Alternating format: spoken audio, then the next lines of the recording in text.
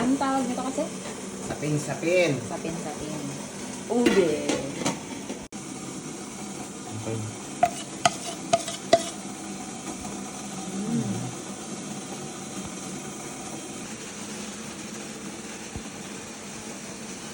Last one. Langka. Ay, pahinaan nga, Madaps. Diba?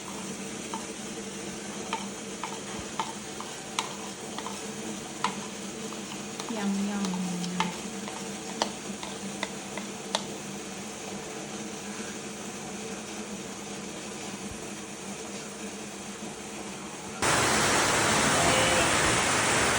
Ito na.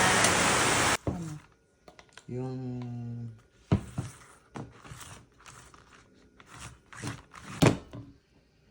Lumabas na kanina. nakita ko nga rin.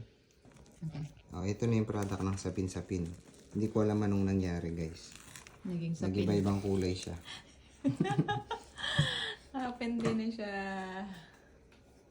Ube. So, ayan na, guys.